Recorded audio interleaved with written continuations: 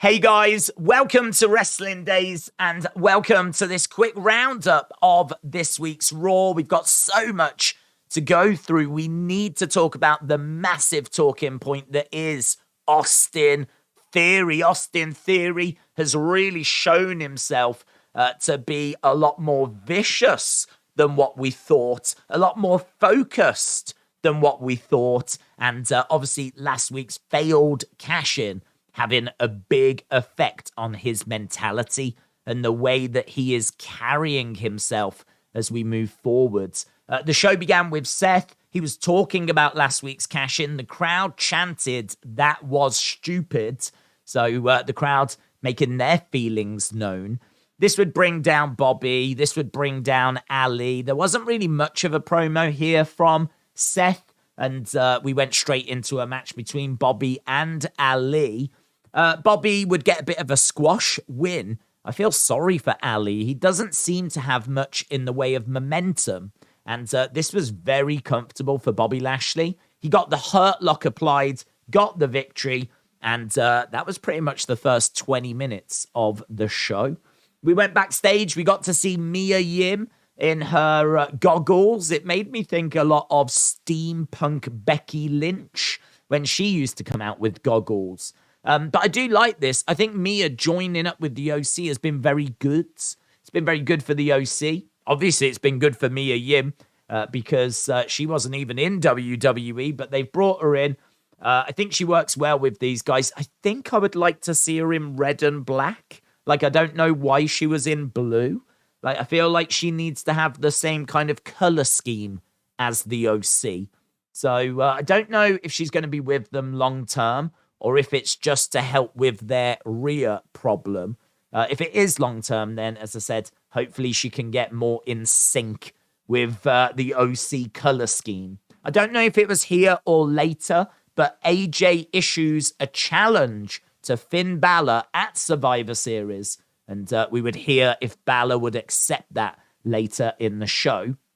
We went to first Mia Yim match on the main roster. I think she did have a match when she was Reckoning, but as Mia Yim, here she is pinning Tamina. Fairly straightforward. There was a little bit of back and forth, but fairly straightforward, fairly comfortable this for Mia Yim.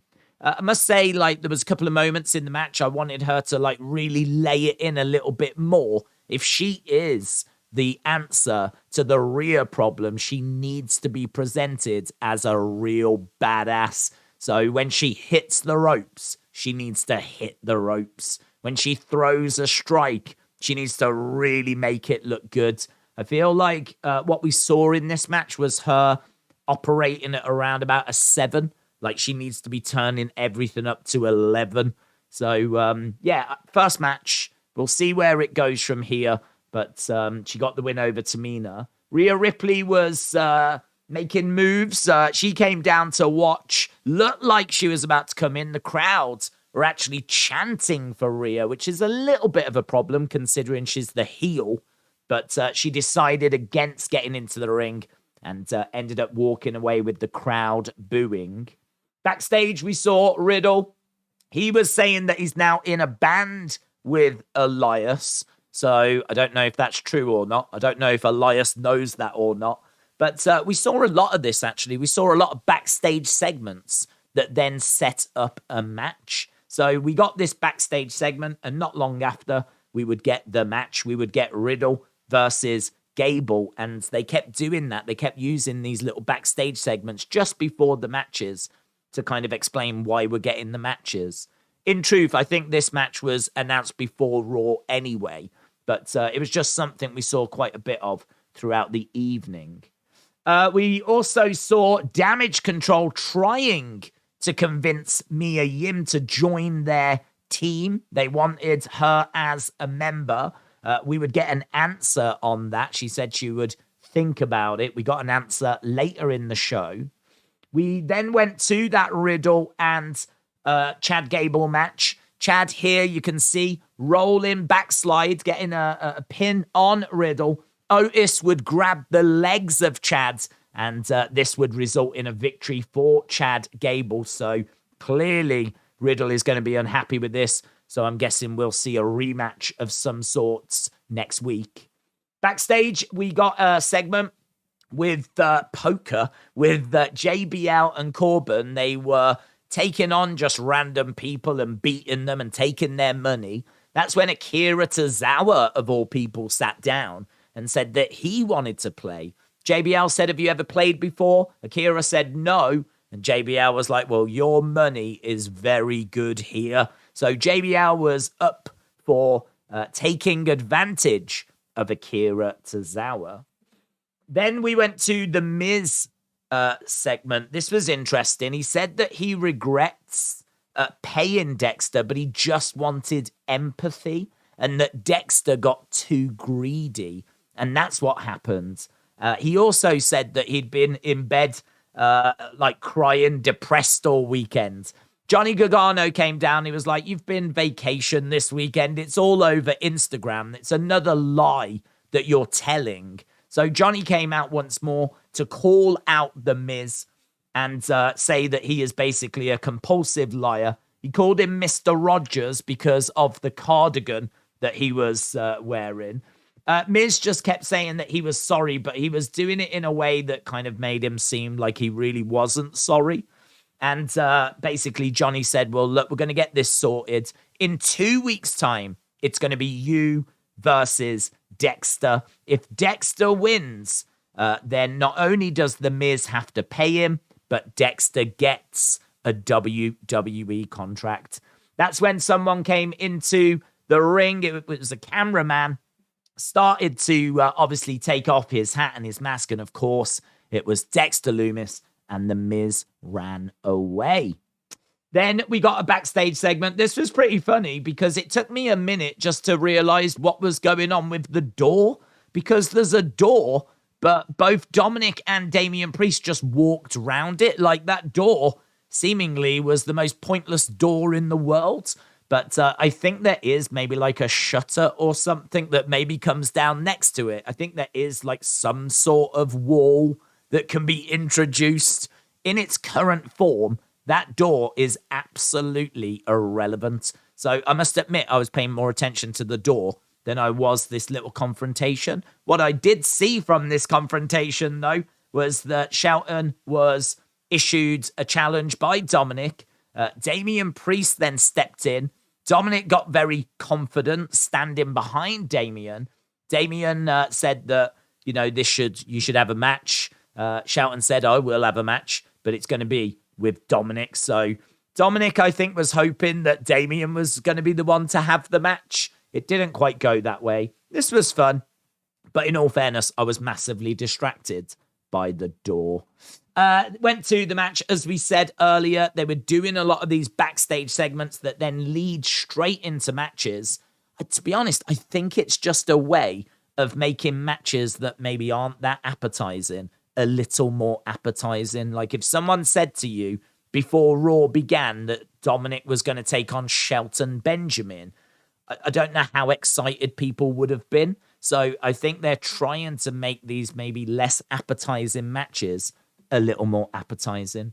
Of course, Damian Priest provides a distraction that allows Dominic Mysterio to get the win. Now, this is the talking point. Austin Theory is the talking point from tonight. He cashed in, or tried to cash in, last week. Successfully tried, but failed to cash in for the United States Championship.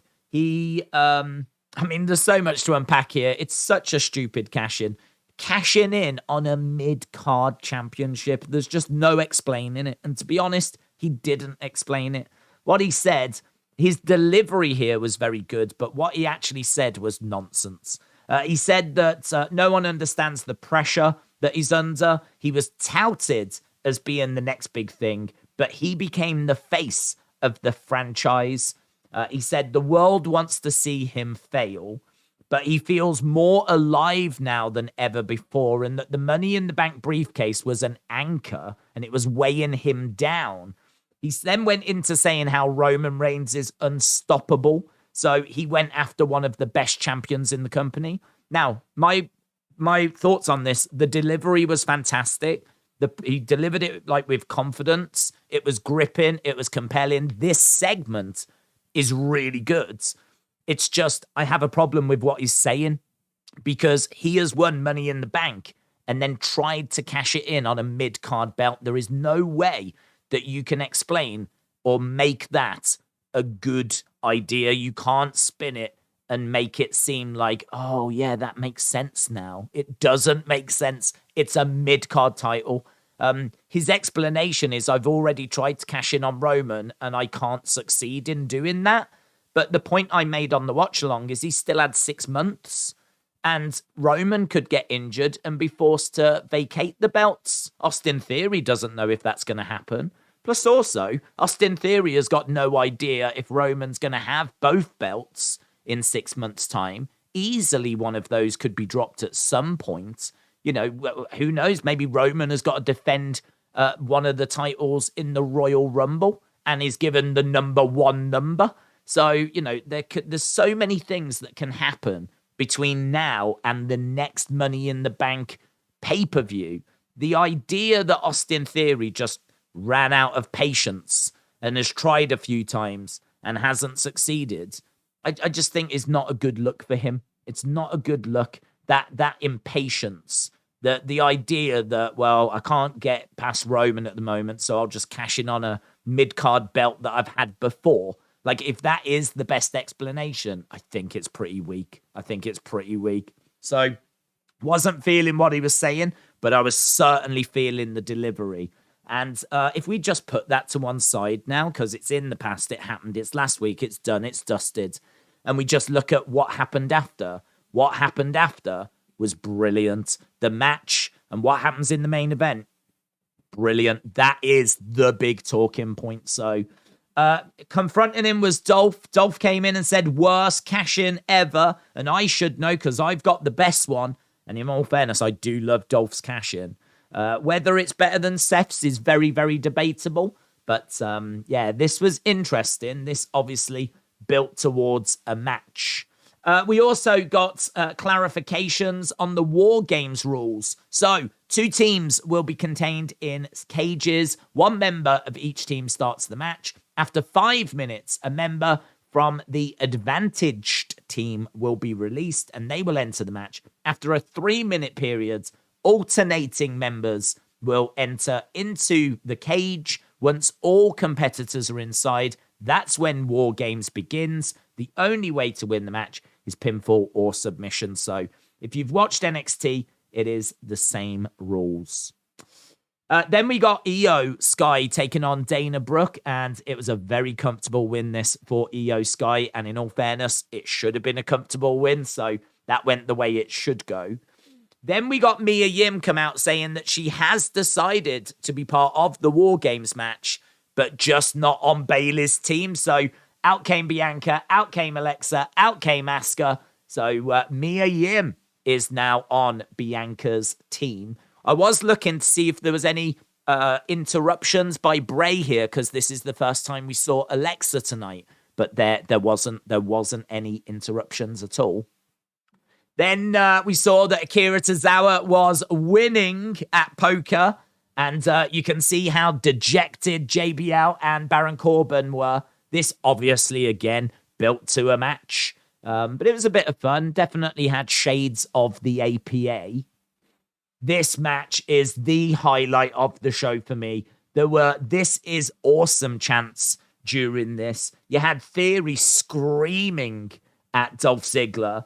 There was no phone that he was using. There was no selfies. He was very focused. This is a different presentation of Austin Theory. This is an Austin Theory that is embarrassed. This is an Austin Theory that is hurting. This is an Austin Theory that has snapped. And this was by far the best part of the show. He hurls Dolph into the ring post. He gets him into a position where he's winning. And then, as I said, I mean, look at that. He's like literally spit. He's foaming at the mouth. That's how angry he is. He hits 2 A-Town downs. So not 1, but 2. And even then he doesn't go for the pin. He starts throwing big power shots on Dolph. He then goes over into the timekeeper's area. You can see him screaming at Dolph. He hurls chairs at Dolph. They have to get officials down. They have to literally drag him away. He does eventually walk off. And as he's walking off, he says, "I'm not a damn kid. I'm all day." And clearly he is embarrassed and hurting from last week. If last week's cash-in was not ideal, the response this week has been as good as you could have asked for. So brilliant segment. Then we saw Rhea Ripley saying, if Mia Yim is going to be on Team Bianca, I am going to be joining up with you guys. So Rhea Ripley has joined Damage Control for their War Games match. Nikki Cross was like climbed up that thing in the background. It's some kind of shelving unit or tower of some kind. She was looking up at the skies. There's a few theories as to why she keeps looking up at the skies. Nothing here, Bray. Again, I didn't see anything on this show that was Bray. But yeah, Nikki Cross being a bit unhinged as usual. Baron Corbin won his match against Akira Tozawa. Akira actually got a fair bit of offense in all fairness to him. Certainly not a bad performance by Akira Tozawa, but Baron Corbin picking up the win. Backstage, we asked Bianca how she thought, or what she thought about Rhea joining. She said, well, Rhea is a problem.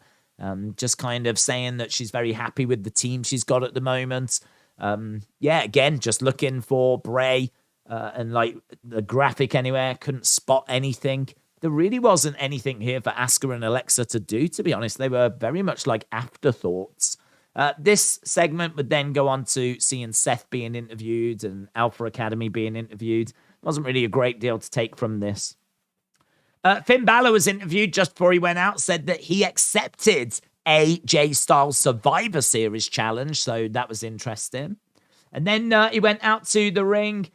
This just turned into a mass brawl. The main event match was pretty good. I didn't think it was better than Theory and Dolph. But we did get Seth getting the pin on Finn, thanks to outside interference. Finn was about to hit coup de grace. AJ Styles got involved. There was a big Judgment Day OC brawl. Loads of things going on, as you would imagine. The end result is that Seth Rollins retained. And then out of nowhere, Austin Theory attacks. Austin Theory attacks Seth Rollins, punts him in the head and beats him up, gets the championship belt, smacks him in the face, and stands over him with that United States Championship. So it doesn't seem like Theory has moved away from the United States Championship. Seems like he's going to try and have a match for it. And I'm sure Seth will grant that match. Maybe we get it at Survivor Series. But the big talking point tonight, without a shadow of a doubt, is not only the little developments regarding Survivor Series, but the presentation of Austin Theory. Austin Theory has snapped, and that is going to be a big problem for the WWE roster. Let me know your thoughts of this week's Raw down in the comments below. I would say that it was fairly solid. I think it really got going when we got to the Austin Theory part of the show. I would give this a 6.75. I feel like that is very fair. I think the first part of the show is actually quite slow, a little bit flat, but I think it really picks up when we get to Austin Theory. Main event was really good as well. There are some developments regarding Survivor Series, but I think this was, by and large, fairly average. So for me, I'll be going with a 6.75. Bye for now.